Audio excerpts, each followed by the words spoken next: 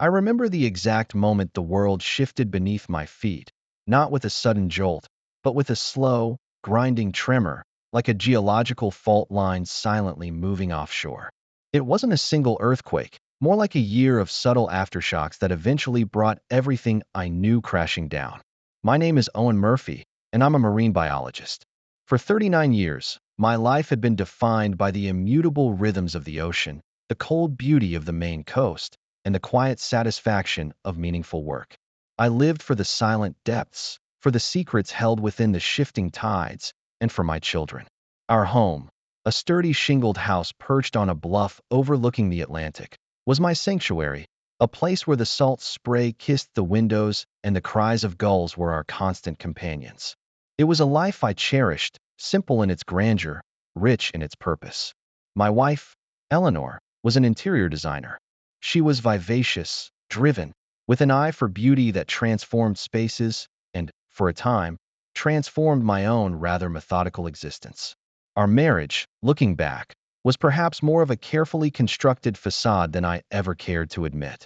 It was stable, yes, even comfortable, but there was always a subtle distance, a space between us that I attributed to our differing temperaments, my quiet dedication versus her outward ambition. I was content with the profound mystery of a newly discovered species of deep-sea invertebrate. She dreamt of larger canvases, grander homes, a life of more visible success. I loved her, I truly did, or at least I loved the idea of us, the life we had built, the family we were. But beneath the surface, a different tide was turning. We met at a town charity gala, an event I'd been dragged to reluctantly by a colleague. I was holding court, awkwardly, about phytoplankton while Eleanor, a vision in emerald silk, was effortlessly charming a group of local philanthropists. She approached me later, her smile bright enough to outshine the chandeliers, teasing me about my passion for pond scum. I was instantly captivated. She was everything I wasn't, spontaneous, glamorous, completely at ease in the social whirl I found so stifling. I was used to the quiet hum of the lab, the vast silence of the open sea. She brought a whirlwind of color into my life. We fell in love quickly, or what I believed was quickly. She saw in me, she said, a depth and integrity she admired, a refreshing honesty. I saw in her a sparkle that made my world feel less muted. Early on, there were whispers, almost inaudible, of a discord. She'd sometimes joke about my hermit tendencies, my preference for a quiet evening with a research paper over a bustling dinner party. She'd talk about wanting to make a mark, to live a life that truly shone. I always interpreted it as her healthy ambition, a vibrant counterpoint to my more grounded nature. I remember one evening, walking along the beach, the wind whipping her hair around her face, she said, "Owen, sometimes I feel like I'm meant for more, you know? Not just this, quaint existence." I squeezed her hand, thinking she meant a bigger impact with her design work, a grander project. I told her she was already making a mark, that her talent was undeniable. I was so blind, so eager to believe we wanted the same thing, just expressed differently. The red flags, if I can even call them that now, were so faint, like distant buoys in a fog, easily dismissed as the ordinary friction of two different people building a life together. The real destabilization began subtly, almost imperceptibly, when Eleanor started her collaboration with Jeremy Thorne, the architect. His name rolled off her tongue with a certain lilt I didn't recognize at first. He was worldly, charming, with a portfolio of sleek, modern designs that were starting to the Maine coastline, transforming our historic, rustic landscape into something more cutting edge. Eleanor was thrilled. "He's brilliant, Owen," she'd gush, "and so demanding in the best way. He pushes me." She was working on high-profile waterfront properties, prestigious projects that promised to elevate her career to a new level. I was happy for her, genuinely. She'd always assured me, with a hand on my arm, a quick kiss on the cheek, "He's just a colleague, Owen, a demanding one. This is huge for my business." I believed her. Why wouldn't I? I trusted my wife. I was, as always, absorbed in my own world, the delicate balance of the local ecosystem, grant proposals, the endless, fascinating pursuit of understanding the ocean's intricate web of life. My days were spent battling plastic pollution, advocating for marine conservation, and chasing after our two young children, Liam and Clara. I often overlooked the subtle shifts in her demeanor, the gradual erosion of our shared evenings, the growing silence in our bed. She was often out with Jeremy, discussing plans, visiting sites, wooing clients. Late nights became frequent, then commonplace. Her phone, once a casual accessory, became an extension of her hand, face down on tables, never quite out of reach. She began dressing differently, more sleek, more metropolitan, less fitting for our small coastal town. I tried to engage her, to ask about her day, about Jeremy. "It's just work, Owen," she'd say, a touch of impatience in her voice. "You wouldn't understand the complexities of dealing with these high-net-worth clients." I'd retreat, feeling a familiar pang of inadequacy, a quiet shame for my own predictable, messy, marine biology-stained life. Our intimacy waned. I'd reach for her in bed, and she'd feign sleep or sigh dramatically, rolling away with a mumbled excuse about being exhausted or having too much on her mind. A cold knot of unease began to form in my stomach. I told myself it was stress, that we both had demanding jobs, that this was just a phase. I tried harder, bought her flowers, cooked her favorite meals, offered to take the kids for the weekend so she could relax. She'd accept with a lukewarm smile, then disappear to her studio or to Jeremy's site, leaving me with the kids and a cavernous feeling of emptiness in the house. The quiet contentment that had once defined my life began to curdle into a vague, simmering anxiety. The pressure intensified, insidious and unrelenting, like a slow leak eroding the foundation of our home. Eleanor's dismissiveness towards me sharpened, became more pointed. My long hours at the lab, once a source of pride, were now obsessive. My dedication to the children, smothering. My quiet nature, boring. She'd make these comments with a practiced casualness, a flick of the wrist, as if stating obvious truths. "Owen, you just don't get it, do you? There's a whole world out there beyond your petri dishes and barnacles. Some of us actually want to experience it." I'd feel a flush of heat in my face, a tightening in my chest. I started questioning myself, my choices, my very essence. Was I truly so uninteresting? Was my passion for the ocean so trivial? I knew it wasn't, not to me, not to the world, but her words chipped away at my self-belief, leaving me vulnerable and raw. One evening, after she'd missed another family dinner, I tried to confront her, gently.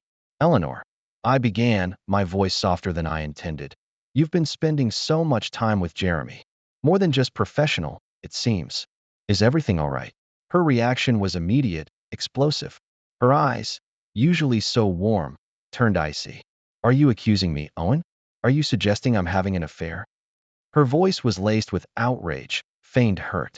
"After all I do for this family, for my career, you're going to stoop to this? You're being paranoid, jealous. It's embarrassing." She paced the living room, her hands gesturing wildly. "God, Owen, sometimes I feel like I'm suffocating here. You're so controlling, so suspicious. Can't a woman have a successful career without her husband turning into a detective?" She ended up in tears, accusing me of sabotaging her, of not trusting her, of driving her away.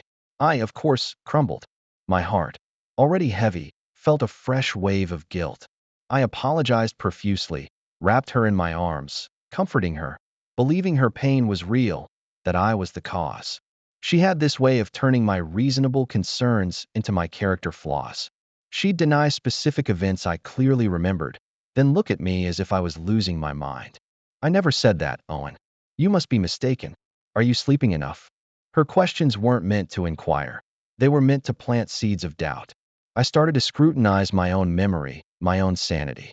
I felt like I was living in a fog, constantly second-guessing every interaction, every conversation.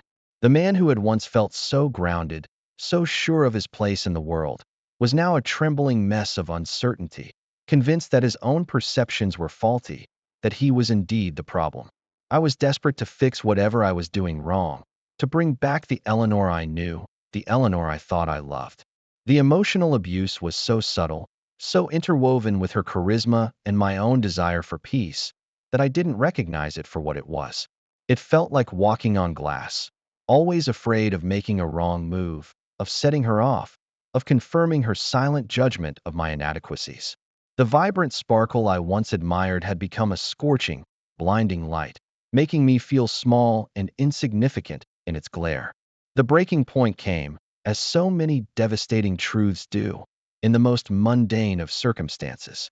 Liam, our 6-year-old, had lost his favorite action figure, a battered superhero he called Captain Finn, somewhere in Eleanor's car. He was inconsolable. I offered to look for it, hoping to soothe his frantic tears. Eleanor was, as usual, at Jeremy's site, despite it being a Saturday. I remember the scent of her car, a mix of expensive perfume, coffee, and something else. Something I couldn't quite place, but which now makes my stomach churn with a bitter memory. I rummaged through the back seat, under the seats, checking every crevice. Captain Finn was elusive. My hand brushed against something hard, thin, tucked deep under the driver's seat, almost wedged against the frame. It was a phone, a cheap, burner phone, not Eleanor's usual sleek device. My fingers fumbled, my heart giving an involuntary lurch. A cold, visceral dread began to spread through my limbs, an instinct far older and deeper than any rational thought. I pulled it out. It was unlocked. My thumb, shaking, hovered over the screen. There were dozens of texts, all from Jeremy, and Eleanor's replies. I clicked on the latest thread. The words blurred, then sharpened, stabbing into my eyes like shards of glass. Pages and pages. A year's worth. Missing your touch, darling. Counting the minutes until I can feel you again. Owen is so absorbed in his plankton, he wouldn't notice if I painted the house neon. And then Eleanor's replies. He's just so predictable, Jeremy. So quiet, so utterly devoid of ambition. I can't take another night of his earnest discussions about fish migrations. You bring out a side of me I thought was dead. This life, this luxury, it's what I always craved. Owen's world is so small. Explicit details. Pet names. Shared plans. A year. A whole year of lies, of secret rendezvous, of a life I was completely unaware of, a secret world built on my ignorance, my trust, my perceived weakness. My breath hitched. A wave of nausea washed over me, so intense I had to lean against the car, my head spinning. The world outside, the familiar, comforting sounds of the ocean, the gulls crying overhead, seemed to mock me with their normalcy. My hands were trembling so violently I could barely hold the phone. Captain Finn forgotten, Liam's cries a distant echo in my mind. I don't remember driving home. I remember the white-hot rage, the cold, despairing grief, the complete and utter shattering of everything I thought was real. When Eleanor finally returned, her usual confident stride seemed to falter slightly when she saw my face. I was standing in the living room, the burner phone clutched in my hand, its cheap plastic suddenly feeling impossibly heavy. We need to talk, I said, my voice sounding alien, hoarse, even to my own ears. She looked at the phone, then at my face, and the color drained from hers. For a split second, I saw fear, true fear, in her eyes. Then, it was gone, replaced by a familiar mask of casual indifference. What's this, Owen? She asked, her voice trying for casual, but with an underlying tremor. I threw the phone onto the coffee table. It skittered to a stop, screen up, a message from Jeremy still glowing brightly. Counting down to our weekend getaway, my love. Eleanor stared at it for a long moment. The silence stretched, thick and suffocating. Then she sighed, a long, exasperated sound, as if I was the one being unreasonable. She picked up the phone, scrolled through a few messages, then looked at me, a shrug in her shoulders. So, she said, her voice eerily calm, you found out. Not I'm sorry. Not please forgive me. Just, you found out. I felt my knees buckle. A year, Eleanor? A year? All the lies, the excuses, the gaslighting? How could you? My voice cracked, raw with pain. She set the phone down, smoothed her dress. Owen, honestly, it's not that complicated. I wanted more. A life of more luxury, more excitement. This, she waved a hand dismissively around our beautiful, solid home. It was always a bit too quiet for me, wasn't it? You're a good man, Owen, a decent man, but you're so predictable, so settled. Your commitment to your work, your family. It's commendable, I suppose, but it felt like weakness to me. Jeremy offers a different kind of life. He understands ambition, passion beyond barnacles. Her words, delivered with such cold, detached honesty were like a physical blow. Weakness. My quiet commitment, my dedication to what I believed was truly important, was weakness. The world spun. All the subtle criticisms, the dismissive gestures, the nights she turned away, the arguments she twisted, it all crashed down on me with terrifying clarity. It wasn't me. It was her. Her desire for a different life, her casual cruelty, her complete disregard for my feelings, for our vows, for our family. My self-worth, already battered, shattered into a million pieces. The man who stood before her was a hollow shell, gutted by betrayal, choked by a grief so profound it felt like my very soul was being ripped from my body. I couldn't breathe. I couldn't think. All I could feel was the searing pain of her words, echoing in the cavern of my mind. The woman I had loved, the mother of my children, had just calmly dissected my character flaws and used them as justification for her deceit, leaving me bleeding and broken on the floor of our once sacred home. The immediate aftermath was a blur of raw, unadulterated pain. I collapsed, not physically, but emotionally, into a void. I moved through the days like a ghost, the world muted, my senses dulled by the sheer enormity of the betrayal. I remember the children, their bright, innocent faces a stark contrast to the darkness that had consumed me. Liam asking why mommy was living somewhere else, Clara clinging to my leg, her brow furrowed with confusion. Their presence was both a torment and a lifeline. I wanted to crawl into a hole and disappear, but I couldn't. I had to be strong for them. Every breath was an effort, every decision agonizing. The house felt alien, permeated by the ghosts of what I thought we were. Eleanor left a few days later, taking a few bags, a few pieces of furniture she deemed hers, and leaving behind a gaping wound in our family. She didn't fight me on custody. She simply signed the papers, her lawyer looking smug, mine looking weary. It was as if she couldn't wait to shed the skin of her old life, to fully embrace the excitement she craved. Her casual indifference was almost more painful than her betrayal. It confirmed that our children, our life, had been nothing more than an inconvenient obstacle to her grander ambitions. My emotional collapse was complete. I cried until there were no tears left, screamed into pillows until my throat was raw, walked the beaches until my feet were numb, my mind a whirlpool of anger, disbelief, and a crushing sense of inadequacy. Her words, predictable, weakness, small, echoed endlessly. I felt like a failure, not just as a husband, but as a man. How could I have been so blind? So foolish? But then, slowly, painstakingly, a flicker of something new began to stir within that hollowed-out space. It started with the children. Watching Liam meticulously draw a whale, seeing Clara beam when I read her a bedtime story. Their unwavering love, their complete trust, was a balm. It was real. It was uncomplicated. It was everything Eleanor had dismissed. I looked at my hands, stained with sea salt and ink, hands that built sandcastles, repaired microscopes, held tiny, precious creatures. These hands were not weak. My heart, though bruised, still beat with a steady, enduring rhythm. My mind, though overwhelmed, still held the vast, intricate knowledge of the ocean, a knowledge I had pursued with unwavering passion. This was not weakness. This was strength. This was purpose. The awakening was a slow burn, not a sudden flash. I began to see Eleanor's actions not as a reflection of my worth, but as a reflection of hers. Her emptiness, her insatiable desire for external validation, her willingness to discard everything for a superficial idea of luxury and excitement. My quiet commitment, my deep purpose, wasn't a flaw. It was my bedrock. My life wasn't small, it was profound. The first steps to leave were agonizing, but necessary. I consulted lawyers, navigated the bureaucratic nightmare of divorce. Each document signed, each conversation, was like a fresh cut, but each one also brought a tiny, almost imperceptible sense of liberation. I sold the house on the bluff, the one filled with so many shattered memories.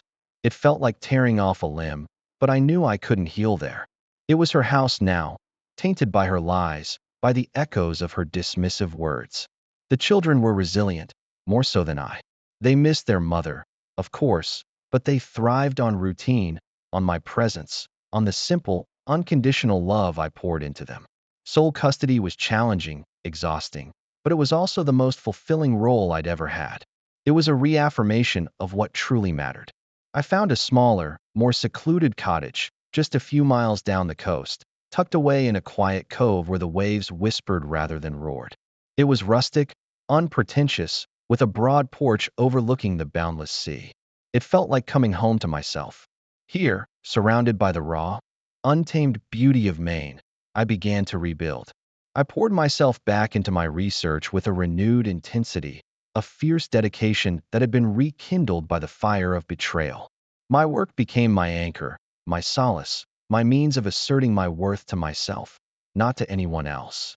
I spent hours in the lab, long nights writing, mornings on the boat, my hands in the cold, life-giving water. The ocean, with its immutable rhythms, its cycles of life and death, its vast, indifferent power, offered me a profound sense of perspective. It didn't care about luxury, or ambition, or excitement. It simply was. And so was I. My research flourished. I published groundbreaking work on microplastic degradation in coastal ecosystems, my findings cited widely, my name finally making the kind of mark that truly mattered to me. I spoke at conferences, not with a need to impress, but with a genuine desire to share knowledge, to make a difference.